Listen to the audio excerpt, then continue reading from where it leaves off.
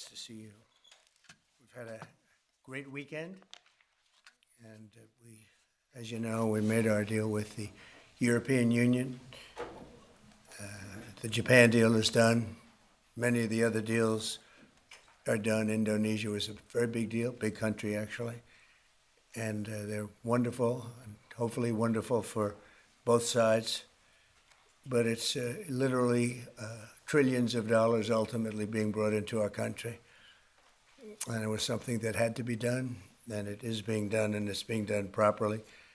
We're now negotiating with various other countries, and the rest we're just sending out the bill to. We send a letter saying that you'll pay a certain tariff. And obviously, that's most of them because you have, as you know, hundreds of countries, a lot of countries out there. So we look at the deficit, or we look at the surplus, and we look at the country and how the country's treated us, and lots of other things go into the equation. And we make a decision as to what that tariff will be, and it's a pretty standard letter from that point on. And I want to tell you, this is something, to me, it's a VA bill signing, and it's very important to me and to many of the people in this room. So I'm thrilled to sign the VA Home Loan Program Reform Act into law, and that is something that they've wanted to do for a long time. This legislation provides desperately needed relief to veterans and their families who have fallen behind on their mortgages, of which there are a lot, because we have somebody that doesn't want to lower interest rates and probably won't lower them today. It's a really sort of an amazing situation. And it helps keep our promise to end veterans' homelessness, and we're going to do that for America. We're going to do that for our great veterans. I'm thrilled to be joined by the bill's sponsor, Congressman Derek Van Orden. Where is Derek? Right here. Derek? Hello, Derek. I didn't see you back there. Well, I'm a Navy SEAL. I snuck up on That's you. And Mike, how are you, Mike? Mr. President. These two gentlemen are terrific. They are working together, and they've been working together, Mike, a long time on this. So I just want to thank you both, and I'll ask you to say a couple of words. An estimated 61,000 American veterans are in danger of losing their homes, as you know. But thanks to this bill, the Department of Veterans Affairs will be empowered to pay loan holders the necessary amount to prevent foreclosures on our veterans, so our veterans won't be foreclosed and put out onto the streets. It's very important. This bill also creates a 5-year partial claim program that could benefit up to 3.7 million veterans. That's the kind of numbers you're talking about. It's big stuff. The costs of the program are fully offset and will add nothing at all to debt. This common sense legislation had overwhelming support and passed unanimously in the House and the Senate. Wow. When was the last time that happened? That's pretty impressive. My administration is committed to doing everything possible to ensure that our veterans are treated with respect and treated as well as anybody in this country. They're so important. They're so great. They've suffered so much in many cases.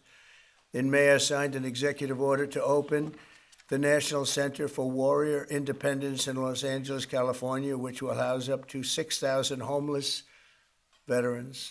You know, until we came along, they treated the veterans far worse than the illegal immigrants. They came in, they were staying in hotels, luxury hotels, and the veterans are staying outside of the sidewalk on the same hotel. Some pictures are just incredible.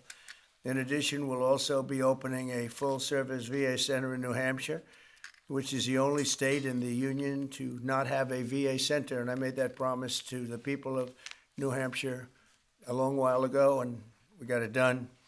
It's the only state that doesn't have, and yet you have a lot of veterans in New Hampshire. We're slashing the wait times at VA medical centers, and we're bringing back VA choice and VA accountability, which I had and the Democrats abandoned. It made it so much better. Accountability, meaning if you treat our veterans badly, we treat you badly. You get fired and beyond that.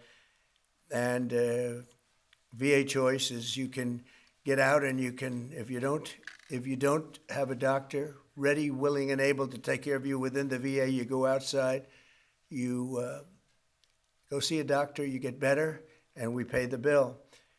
and the veterans loved it. We had a 92% approval rating. And what did the Democrats do? They came along and they ended both of them, and they hired back many of the people that we fired. We fired people and replaced them with great, loving people. But we fired people who were sadists. In many cases, they were sick. They were thieves. They were stealing. And they hired them back. The accountability, meaning the VA accountability, it was a big deal getting it passed because you have unions, you have all sorts of problems to go through. We got it through everything. And the Democrats, as soon as they got back, they hired many of the worst people right back, and we're getting rid of them. But I want to thank the two gentlemen standing behind me, and I'd like to ask you just to say a couple of words, and then we'll take a few questions if you'd like, and we'll sign the bill, and our veterans will be very happy about it. Thank you. Mike, do you want to start? Sure. Well, first off, thank you, Mr. President, for signing this bill today.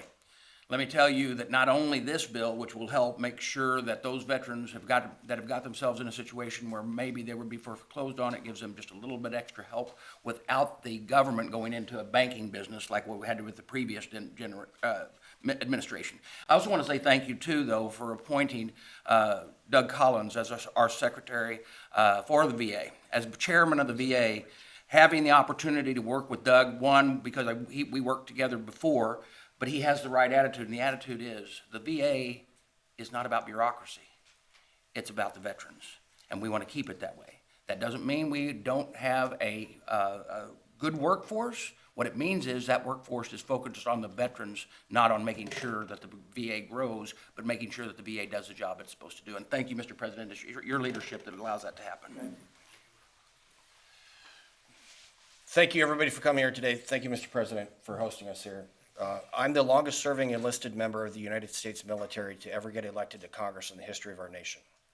And I'm unequivocally stating right now that President Donald J. Trump is the most positive, pro-veteran president in the history of this country. And so he backs up his words with deeds, and this is another example of how President Trump is taking care of our veterans. So, sir, I'm very thankful for you, for your leadership, and let's get this thing done and get our veterans into homes. So God bless you, and God bless the United States. Thank you. Let's sign first, and we'll take a couple of questions. Yes. I'll get it done. I've been waiting a long time. And I do want to commend Doug Collins, because I hear he's doing He's doing a fantastic job. He's done an incredible job.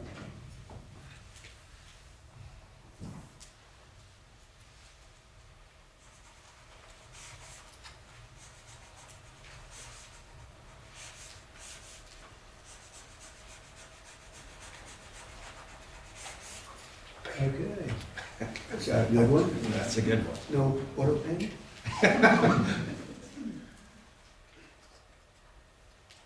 It's a very important bill, and we want to thank everybody for the great help, but in particular, you two guys have done a fantastic job. Thank you very much. Okay, take a pen. Take a pen. Take another pen. And we'll set them and give them to the other people to help. Okay? Very well. Okay, questions? Mr. President, you said that higher interest rates are making it harder for veterans to refinance. There's a stronger than expected GDP report this morning. What do you say to analysts who worry that lowering interest rates would actually lead to inflation? Well, if that happens, then we just raise them. What you do is you lower them, and let's see if there's inflation. Right now, there's no inflation. Everybody thought there would be. All we have is billions of dollars of cash pouring into our country from other countries that took advantage of us for many, many years. You know, they were taken advantage of. We were like the stupid people that didn't know what they were doing. They took advantage of us. Other countries, friend and foe. And by the way, the friend was oftentimes much worse than the foe when it comes to trade. So if that happens, what you do is you raise your rates and you do what you have to do to stop inflation. But we're keeping the rates high, and it's hurting people from buying houses, and we don't want that. If for any reason that happened in a year or two, if there's some signs of inflation coming back, right now there's not. We have a great thing going. I think we're going to have the richest economy you've ever seen. We have money coming in that we've never even thought about at numbers that nobody's ever seen before. We have a deal with Japan where they're going to pay us $550 billion. We have a deal with Europe where they're doing $750 billion plus $400 billion plus $300 billion. And many other countries, it's likewise, relatively, those are two big ones, but likewise. So we have a lot of money coming in, and we have no inflation, and we're very strong, and we should be lowering the rates. Each point that this gentleman keeps up costs us $365 billion a year. Think of that. 1 point, $365 billion. If you bring it down a point, we save 365. We should be the lowest interest rate, and we're not. We're 38, number 38, because of the Fed. It's all because of the Fed. He's done a bad job. Now, he's got a meeting today, but I call him too late. He's always too late. Even if he does it today, probably won't. I hear they're going to do it in September, not today. For what reason?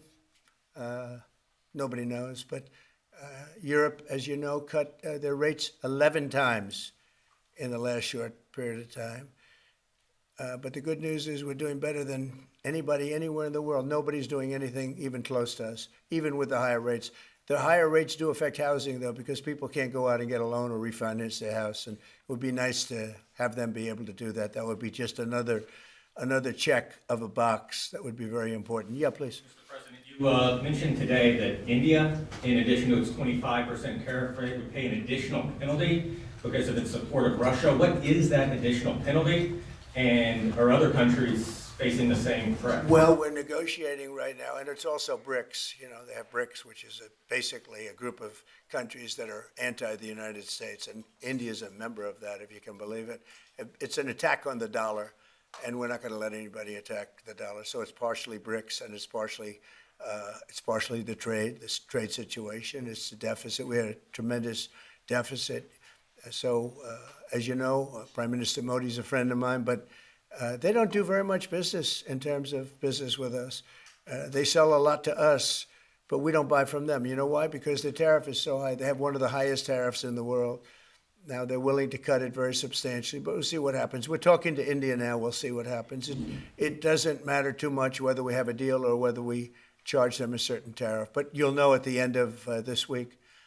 August 1st is a very big day for this country because money is going to pour into the United States like we've never seen before. Yes, ma'am. Thank you, Mr. President. Senator Hawley introduced legislation that would ban members of Congress from owning or trading individual stocks. It extends to the president and the vice president. Are you in favor of that legislation? Well, I like it conceptually. I don't know about it, but I like it conceptually. And, Nancy Pelosi became rich by having inside information.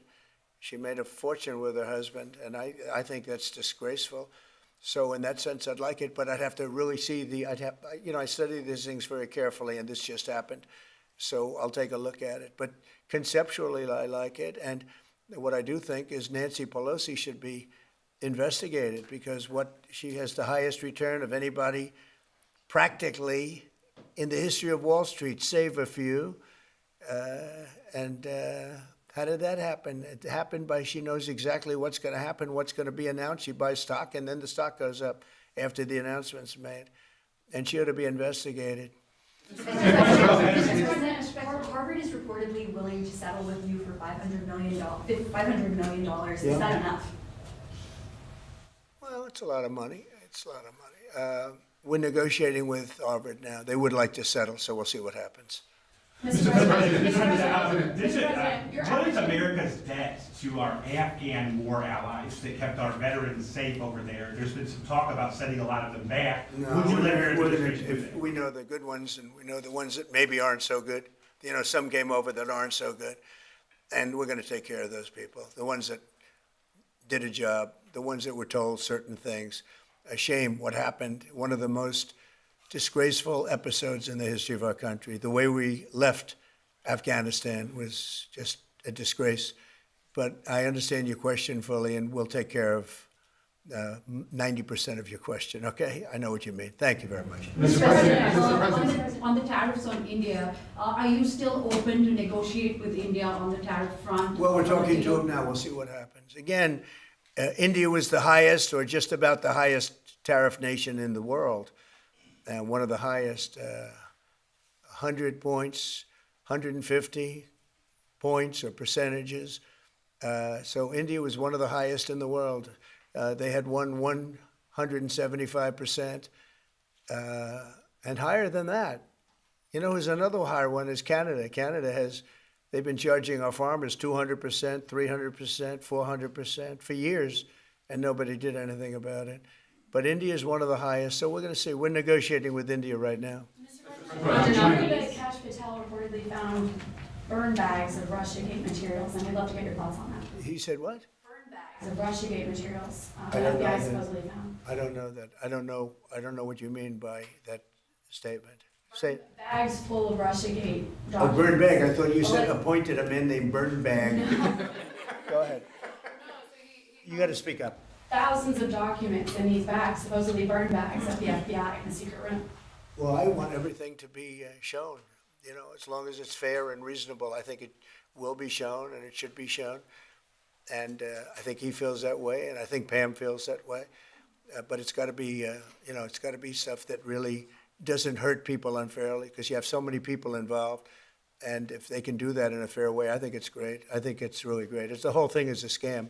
It's a scam set up by the Democrats, and they love talking about it. But I would like to see people exposed that might be bad, and we'll see how that all works out. But it's getting to be very old news. You know, if they had anything, they would have done it the week before the election, because they were losing by a lot. If they had anything, they would have done it. They controlled the file. The Democrats controlled it. Comey and all this, you know, sleazebags, every one of them that you read about all the time. And I guess they've got some problems now having to do with yet a different scandal, very big one. But they control that file. So I would think that if they would have had something in the file, they would have released it about a week before the election, maybe 2 weeks, right, Brian? Go ahead. Mr. President, welcome home, by the way. Thank you very much. Good to see you. It was a great trip. It was an amazing trip. Look good. For the country. For me, it was okay, but for the country, it was an amazing trip. Go ahead. It was. Many parents are preparing to send their kids back to school in a few weeks. Now, this will be the first time they've gone back to school under the second administration for you. Now, the previous administration labeled a lot of parents domestic terrorists for showing up at school board meetings. What's your message to parents now as they return their kids to school, knowing that they have the support of you? Well, the beautiful thing is, as you know, we've gotten rid of the woke. Woke is gone, and I think pretty well buried. We're going to make sure it's buried. But the parents are now taking over the school boards. They're getting rid of these people that probably didn't like the children very much based on what they were doing. And it's a big difference. And, you know, one of the other things, and I keep watching these talking points that the Democrats have, they say, oh, prices are up. No, prices are way down. Fuel is down. Groceries are down. Things like eggs are way down. You know, when I came in my first week, the eggs had gone up like 4 or 5 times. Nobody had ever seen anything like it. And they were hitting me about eggs. I said, I just got here. It was one of my first news, maybe my first news conference. And we have eggs down now to a point where they were actually lower than even before. So I just want everyone to know prices are way down, and that's a big thing. Groceries, everything. If you look at fuel, $2.35 a gallon, a lot of that. But we actually had 4 states where it's down $1.99 as opposed to $3.50, $4, and it went up a lot higher than that. They got rid of my policy, and then it went through the roof, and then they brought my policy back, but it was too late. They blew it. We had the highest inflation in the history of our country, and now we have no inflation. We have nothing but cash coming in. The world respects us again. We're a really great, proud country, and I say it, I'll say it again, many, many leaders of other countries, I'm dealing with a lot of them today on their tariff situation. They owe us a lot of money. But many countries said to me, and almost in the same words, you were a dead country 1 year ago, and today you're the hottest country anywhere in the world. We are the hottest country right now anywhere in the world, and that's why we're taking care of our veterans, okay? Thank you very much, everybody. China. Mr. President, on China, did Secretary Bessent brief you today? Thank you guys. We're moving along with China. We're doing fine with China. I think it's going to work out very well. We're right in step. I think we're going to have a very fair deal with China. Thank you. Mr. President, what did you think Epstein was stealing those women for?